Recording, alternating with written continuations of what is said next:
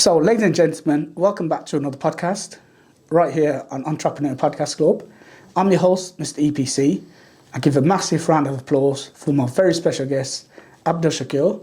So, welcome to the show first and foremost. Thank you very much for having me. No problem. Thank you very much for your time. So, do you just want to tell the viewers a bit about yourself? So my name is Abdul Shakur. I've been in business 12 years. I run Shakur Investment Group. We are essentially, we buy businesses in the property supply chain. We raise capital for property developers. We look after about 150 developers. So I have 8 companies under our group at the moment. And yeah, I'm a 6-figure earner myself and an award-winning entrepreneur. Okay, fantastic. So let's just take it back a step. So where were you born and bred? Were you born and bred in Birmingham? Yes, I was. I have a very humble story. So for me, my parents, I didn't grow up in wealth. I wasn't surrounded by wealth in any way, shape or form. Yeah. We were surrounded, grew up in debt. And, I grew up in the city of Birmingham and decided that I was a kid that had a dream, wasn't like everyone else around me, and decided to just get up and, knew that something was possible in this world, and just had that goal and had that dream in my mind, and just went for it really and truly. And I've not stopped. I've been in business since I was 16, and that's the thing. Like I've never been employed by anyone. I've never given up on my dream or goal, and a lot of people do that. They end up leaving and going back into a full-time job, or they have some level of security. I'm an all-in type of guy. It's either in or it's not. Yeah, 100%. So you said you started going into business at 16. So tell us about the first business you ever had. The first business was a social enterprise, but it was a marketing agency. So essentially what we were doing was we were providing marketing services to local businesses, but we had an interesting twist on it. So we took young people who were unemployed from 16 to 24-year-olds, gave them the training, made them become freelancers, paid them half of the profit margin from it, and then took the next step of then, once they're experienced and they've got a portfolio in their hands, providing a recruitment service.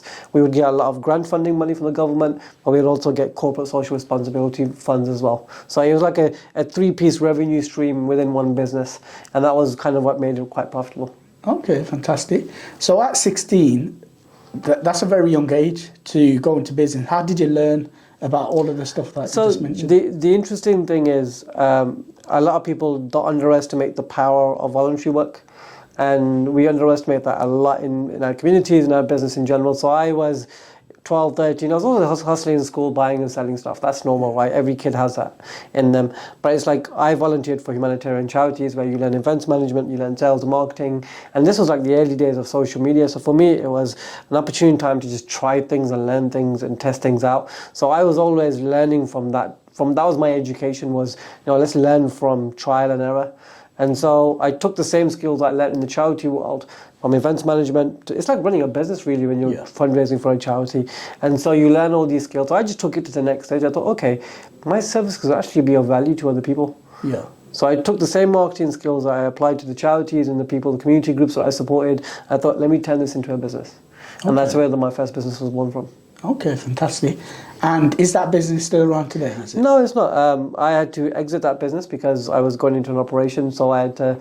The first mistake I made in my business was actually I wasn't out of the business. Like the business could not run without me. And I didn't realize that until a lot later on, that you need to step out of your business sooner rather than later. Because if you're the only person that the business is reliant on and you can't step out of it, that business is ultimately going to fail at some point. Or if when you try and sell that business, it's not sellable because people have bought into you and your services and your skill set. So as far as most people are concerned, you're a freelancer. And even if you have a team around you, you're still in that sort of employee type of mindset. Okay. Yeah, that is 100% true. Thinking about it. You did post a video the other day on one of your socials about looking after your staff and make sure that they, know all the process, etc., giving you time to step out of the business and concentrate on more other things as well. Yeah, absolutely. As a CEO, and I'm not saying a CEO just because you're one man, I'm saying when you've got employees and staff in a business, your sole responsibility is to drive that business forward and also look after the staff members. And there will be times where you're going to have struggling moments, you'll have bad months, but you'll have to pay the employees before you pay yourself. And that's a huge element of leadership. And I think not everyone is prepared for that level of leadership or responsibility, which is why a lot of people stay one-man bands, because to run a business is very different to being a one-man band entrepreneur. And we have to clearly differentiate the two sometimes. Okay, fantastic. So after you exit your first business, you said you had an operation. Yeah. So do you just want to talk us a bit about that? Yeah, so I was prematurely born, and so I had clubbed feet. So as I grew older, my toes started to curl in. So they had to remove some of the tendons and remove some of the bones from my toes. I was on morphine for like 6 months, and that was where I was like, finding my feet back again. And again, when I started at 16, this is 12, 13 years ago, you got to realize entrepreneurship was not popular. Yeah. And if you were to stop doing everything, people think you failed. So the natural next thing is you get written off by pretty much everyone, and you've got more to prove at that point in time. You've got more to lose at that point in time. Most people didn't respect you. You can't just be a young entrepreneur and walk around the city and go to networking events. They looked at you like, who's this kid walking around? That was the mentality of business back then, and it was very hard to break through. So that's why I did a different business after that. So I did a recruitment company after that, and then I thought I hit this sort of glass ceiling, and I was like, I need to get out of the city. I need to get out of this region. I need to be surrounded by people who do understand what I've done. So I moved to London. I lived in London for about 8 years. And London really opened my eyes to how truly the world works, how truly money works, how the abundance of money that's in the world. And the average deal there is in the millions, and nobody's talking about charging someone a couple of £100 a month. So it's a big sort of mindset switch. And it's not about where you're from, it's not about how old you are, it's about, can you do what you say you're about to do? And that's how you prove yourself out in that world. Absolutely. So after you had your operation, you said you went into the recruitment business. So tell us a bit about that business. So the recruitment business was for graduates and interns. So the whole idea around because I had some recruitment experience of taking candidates and being able to sell them to companies. So what I did was, okay, I understand sales, I understand marketing. I could actually recruit graduates and interns into that type of role. So we built I had a business partner in that role that I met through networking, and I said, why don't we do this together? Yeah. And we built up a fairly good business. It was like 12 staff. But again, you have those moments where, like, this is the first time I'm having my own internal staff, and we've got loads of clients, and it was much more larger business than the last one. And it was all profit. It was all about money. It was all about clients. And recruitment can be very repetitive as well at the same time. So I got to the stage where I had a bit of falling out with my business partner. And the whole falling thing out with my business partner was around culture. Because I'm not a big believer of being a typical CEO. I hate the idea of someone just be like, sit in their little corner office somewhere else and not be in tune with their employees or the people that are in their business and try to talk down upon everyone else. And I did not want to be a business person in a business that does that. For me, I like to sit with my staff. I like to talk to them. I like to be around them. I like to create that culture. I like to roll up my sleeves sometimes. Like the other business partner didn't walk into the office rarely, and you'd barely see him every week. Whilst I was there, first person in the office every morning, sitting down with my sales staff, sitting down with the people in the business, trying to understand more how we can help them, having these review meetings. All these little things that require business owners required to do. Like, we can't just build a corporate company anymore. You can't just do it in the way that people have traditionally done. No, otherwise, nobody will want to work for you. And that's where we had a falling out. So I sold my shares in the business, and whatever money I had, I thought, okay, I'll move to London. Okay. I mean, that's absolutely amazing, because that is how a CEO should be. Yeah. Like you were, or are even today. Not just, coming into the office. So hats off to you for that. No, I appreciate it. So once you sold your recruiting business, you moved to London. Did you have a plan when you moved to London?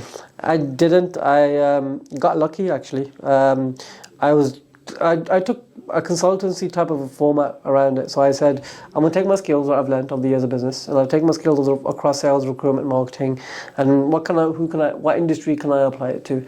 So I realized what industry has the most money in it. And naturally, I fell into real estate. So I was working as a commercial director for architects, brokers, construction companies, these type of individuals.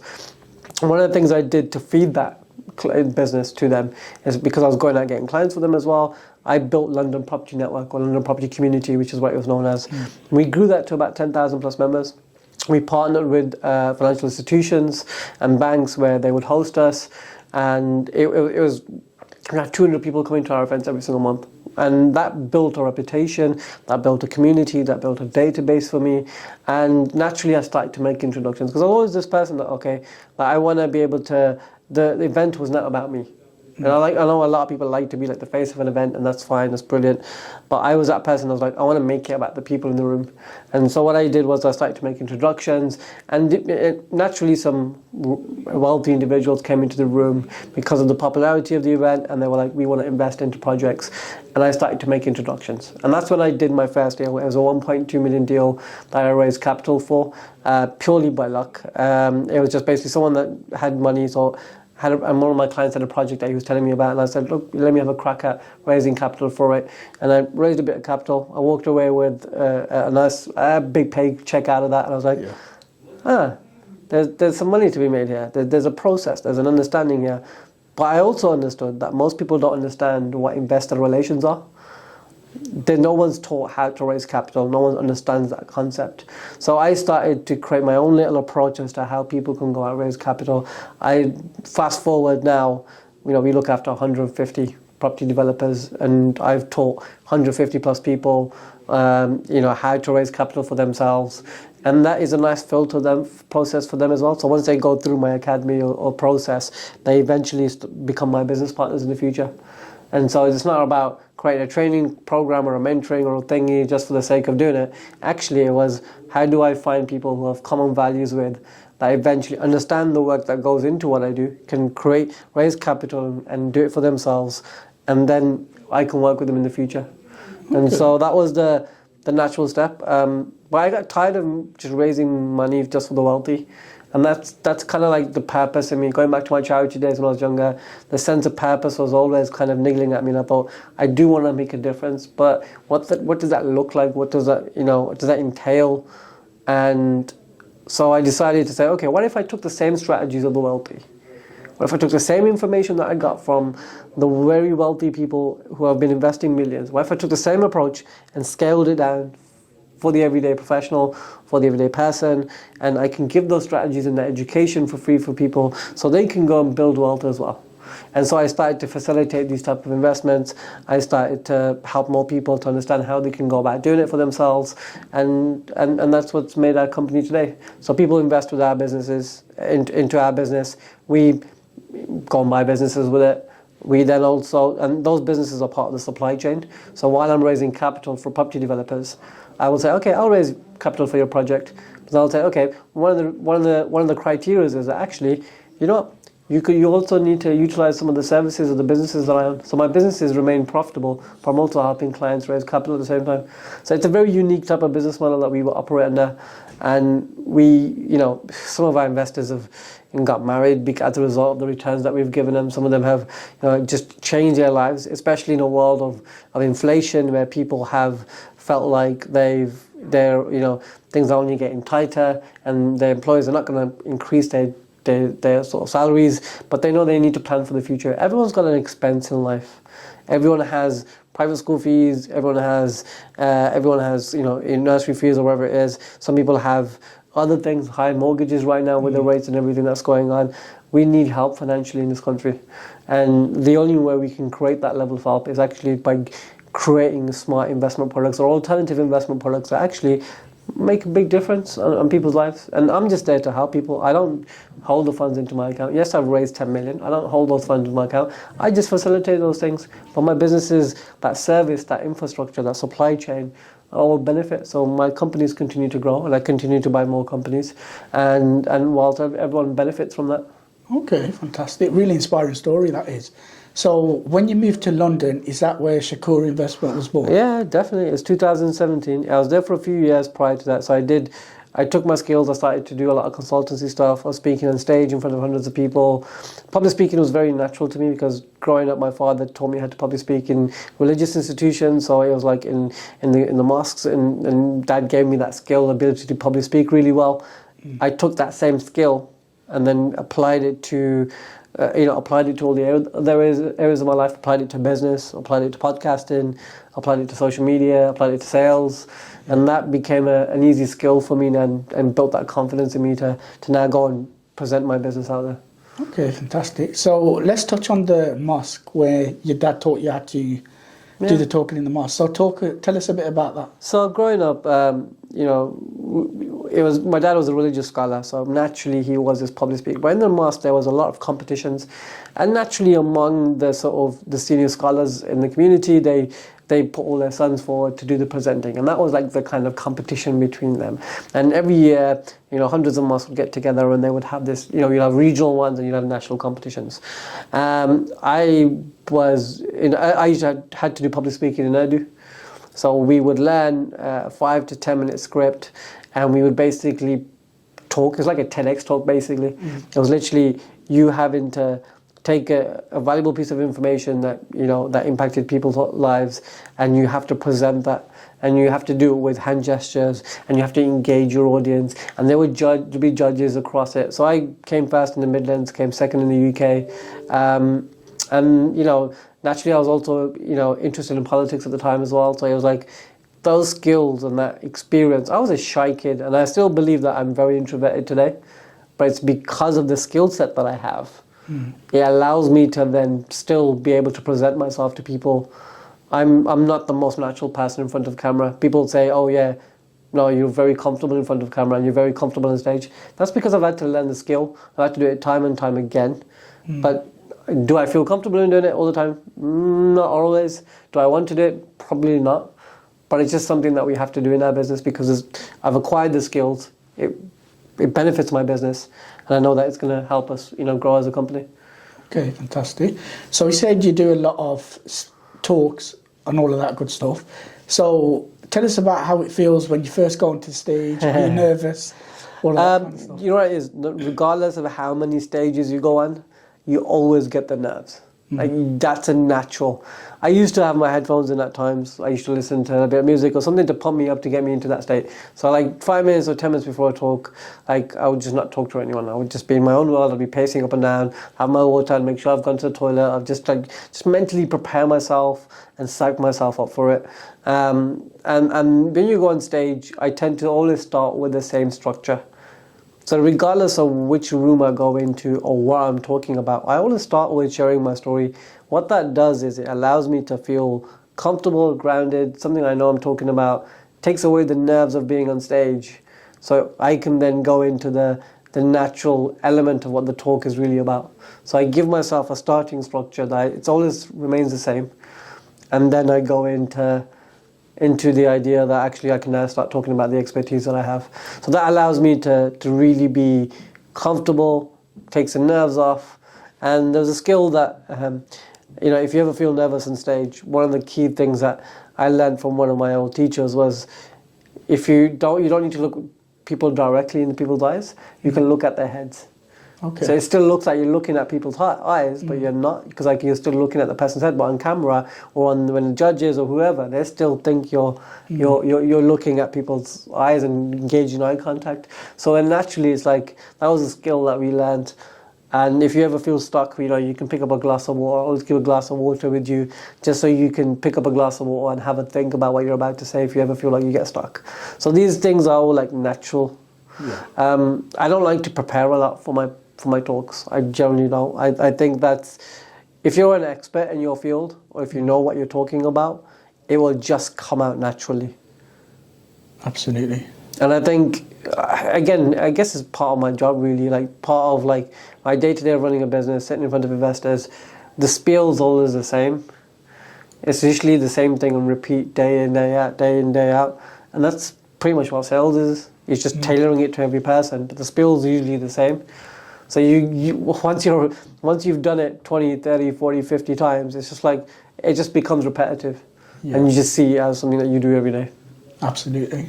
So you mentioned about doing charity work. Do you just want to go into a bit more detail about what you did? It was humanitarian charities. It was just charities that were fundraising for disasters.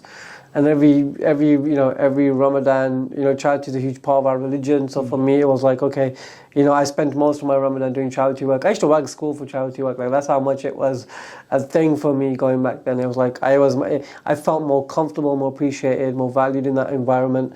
And I loved talking to adults from a young age. So I was like, okay, it was always nice to be around older people who actually might understand me a little bit more, or it's nice to kind of learn from them at the same time. So I spent a lot of time just doing fundraising in the streets, going door to door, running events, doing all the stuff in the warehouse, stuff that might need to be done.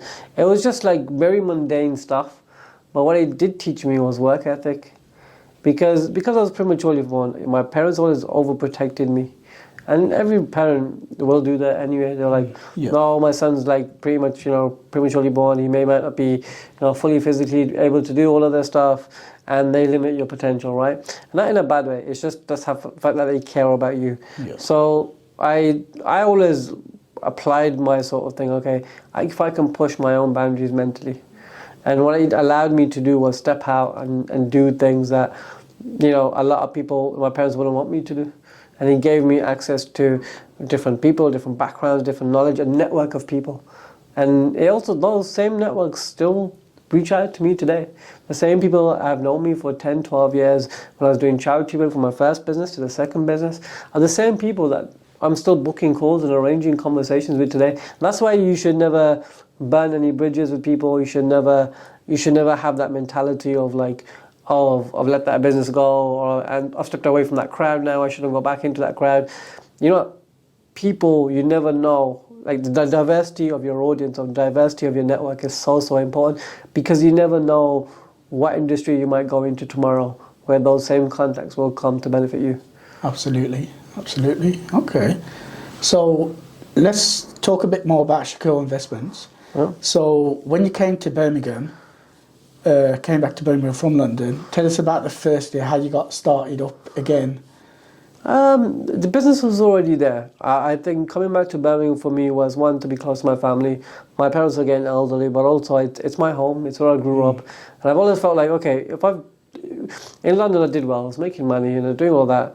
But I was like, I want to also give back. I want to also come and do something to give back. So I came back, got involved in a football charity that does BYSA, that's close to my heart. They help 200 to 400 kids every week. So I coach an under-12s team there, and I sit on the board of trustees.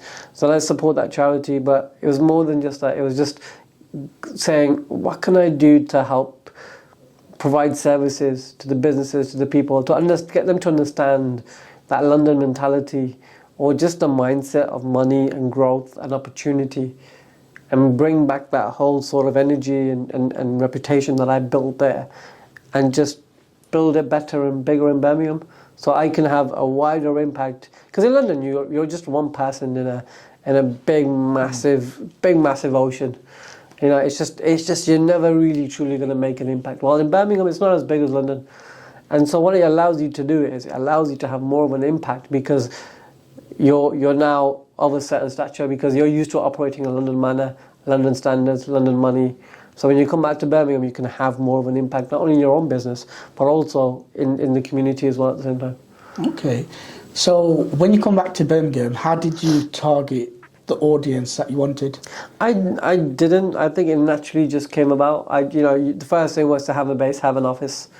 And that's what I will always do. I will always have a base and office. I don't do the whole work from home stuff. It just doesn't work. And regardless of what people say, I don't believe in it. Yes, hybrid working is great, because what it does allow you to do is actually you can have staff that work from home, but then they'll have other meetings out and about. So, that's brilliant. But certain times, I'm just like, I'm never the guy that does that. I don't work from home. So for me, environment matters. So I set my own office up. I started to reach out to the same old contacts that I previously had when I was in Birmingham, reintroduce myself, tell people I'm back, maybe sponsor some events, maybe take my clients out for coffees and stuff, and see how the landscape has changed.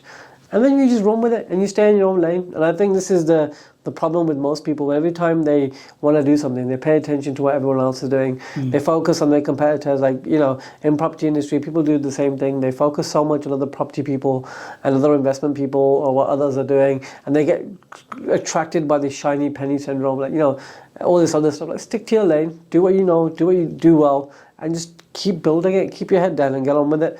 And what you realize when you put your head up, in 12, 24 months, or in a few years' time, you'll come a lot further, because what you did was you didn't pay attention to the noise around you, and you just continue to build.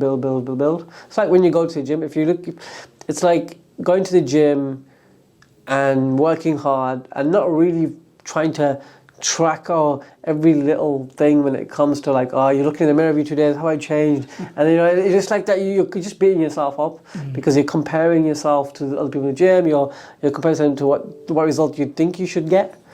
I'm not focused on outcomes. I don't measure my success based on outcomes. I measure my success based on, okay, in my business, it's KPIs. It's like appointments. How many appointments do I have in my diary every week? If I have a lot of appointments in my diary every week, I know that I've had a good week. I don't look at how much business we've brought in or how much capital we've raised or how many more clients we have on board, how many clients we've retained. I don't look at that. I just look at how many appointments do I have in my diary every week. That's the fundamental KPI. And I fall in love with booking appointments in. And I don't measure my success of money.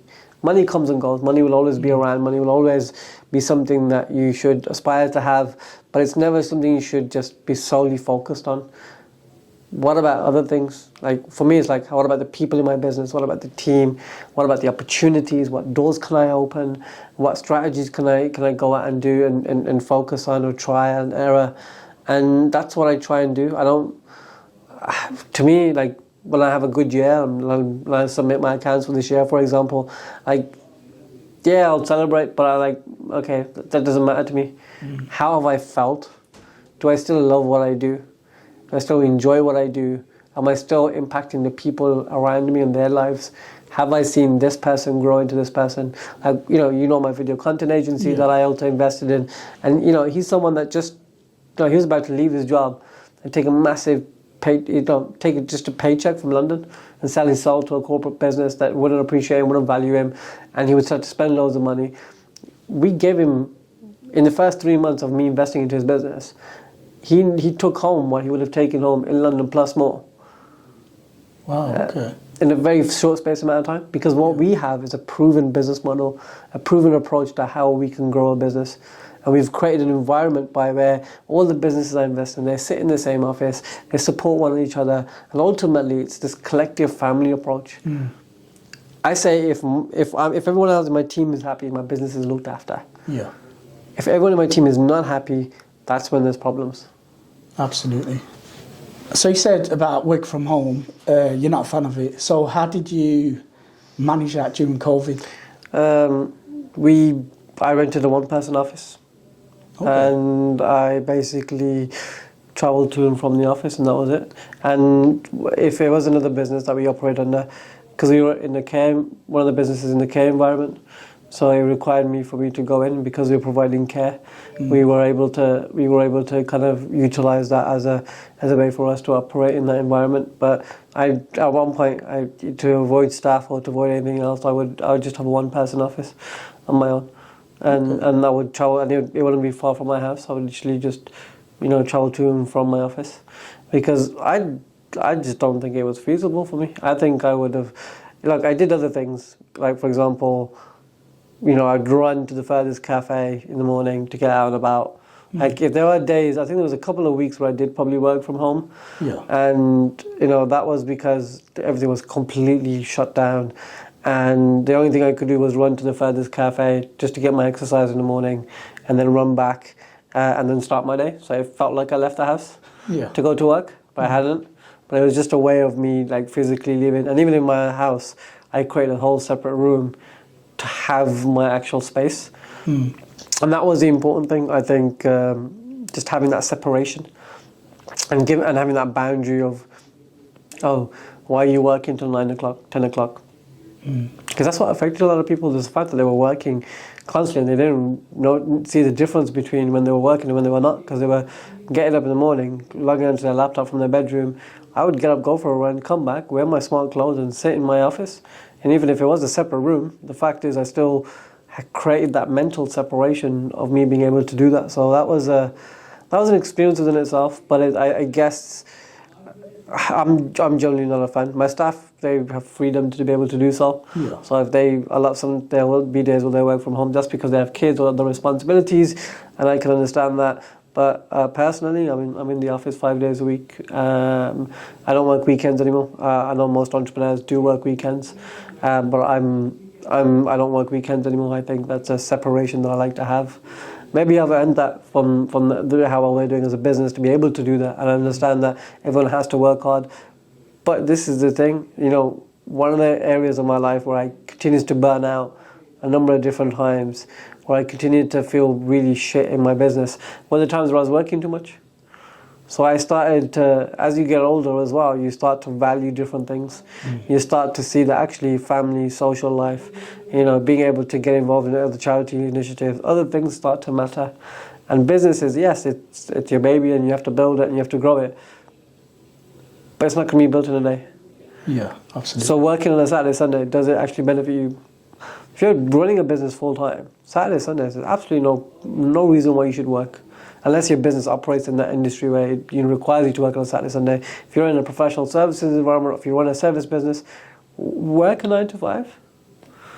There's no need. I'm happily working a 9 to 5 in my business. And yeah, I go to the gym every morning, I have a routine, and I get up and I do what I need to do. But why do we need to run ourselves to the ground?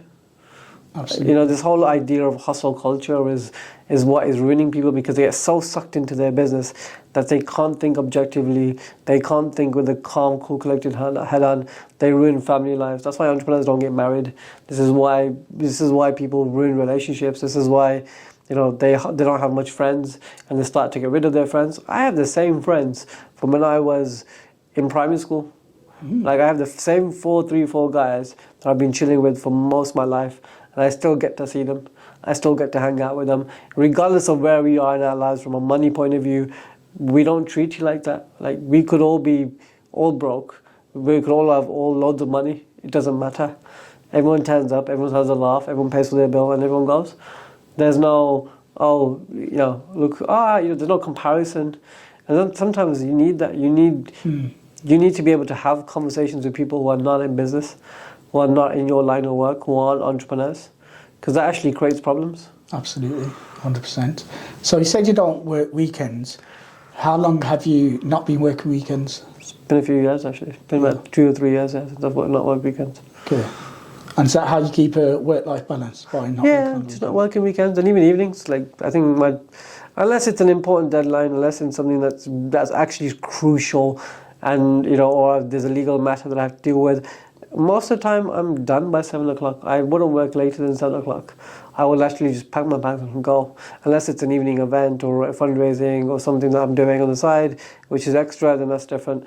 If it's actual work, physical work, I don't work after 7 o'clock. I don't see the point.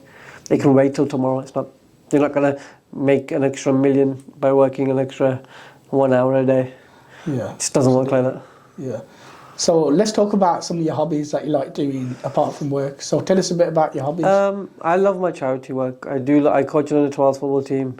I'm very passionate about that. That takes a lot of time in the evenings. So Tuesdays are usually trainings in the evening. Saturdays are usually football, and Sundays are usually game days. So I do a lot of sort of time, sort of training kids and football. Snooker was my other one. I'm a foodie, so I love my food in restaurants. Unfortunately, you have to then go back into the gym and burn that off, which is the other thing. But I've fallen in love with the gym. I just feel like that's part of life. You need to have things that you prioritize, and health is one of those things I prioritize. I enjoy walking in like areas in, like, for example, the national trusts and some of the things that where you can just go and appreciate nature and go and appreciate other buildings and architecture and things like that have nothing to do with your work, and just appreciate going for a walk with your family, with your loved ones, with people that you know, and just experiencing new things. Don't get me wrong, I'm a bit of an explorer, but I'm also an introvert, so there are days where I'm just like, I don't want to speak to anyone, I don't want to know anyone. I just want to sit in my own company and do absolutely nothing, because it's like I enjoy that element of it. And sometimes you need to recharge. Yes, social media has done this to us, where we're constantly having to project. What that does to us, we're constantly feel drained mentally, so we then don't look after ourselves. So then what happens is then it has a ripple effect on our sleep, on our income, on our job, on social life and everything, because we're so focused on either producing content or consuming content. Yeah. Like they said, like the business partner that came in that you met, like, I don't manage my own social media anymore. The content that gets recorded, I essentially just sit there and do what I normally do every day, and then the content by my community manager gets posted out. at a time that she feels fit. And all I do is I look at the post, review them every now and again. And if there's something urgent that I need to respond to, I respond to it. Even when I'm prospecting for sales, I outsource a lot of that. And I'm a big believer in outsourcing earlier on, or trying not to become an employee within your own business, because I feel like being an employee in your own business is the last reason why you started in business. So you should ultimately try and avoid that. And again, we have trust issues as business owners. We like to control things. We're control freaks. We like to have everything perfect. No, just because something's not done at your level, that doesn't mean it doesn't get done. If something's done at 50 to 70%, it's good enough. It is generally good enough for you to get out there. Because when you look at the market, or if you look at services, if you look at things in the market, there's a lot of shit things out there that still making money. And so I treat it like that. I treat it as if, okay, if I can get someone else to do at least even 50 to 80% of the work of the standard that I want it to be done at, that's good enough for me. I can continue to focus on the more important thing, which is actually the growth of the company. Okay, fantastic. So what sort of books do you read to increase your knowledge around investments and all the businesses that you... I don't really read books, and I don't really increase my knowledge from consuming content. I'm a trial and error guy, firstly. Secondly, I am a guy who surrounds himself with a lot of experts. So, for example, I don't know anything about architecture 7-8 years ago, but when I was consulting as a commercial director for one, I sat in planning meetings, I sat in Oxley. It's almost like a sponge around people. So every time I sit and have a conversation about my clients, my investors that give us capital, and I sit and find out more about what they do in their industry and ask them questions, I'm curious. I take that information and I soak it as a sponge, and then what I do is I'll go do some research on it, and then I'll basically just, okay, I'll remember at the back of my head. And at some point in time, that conversation or that fact or that knowledge will come in handy at some point in time. Not straight away, just at some point in time. You never know when it comes in handy. So I don't try and pay attention to what other people are doing too much or consume other types of content. I just stay in my lane. If I know what works for me, that's brilliant. And that's what I focus on doing. My strategy of what I'm building might not work for everyone. And that's okay. I don't expect it to work for everyone. However, for the people that do understand and do appreciate and do value it, it'll work for them. Absolutely. So what business advice could you give to someone that's watching this that wants to go into business? One, don't try and do it on your own.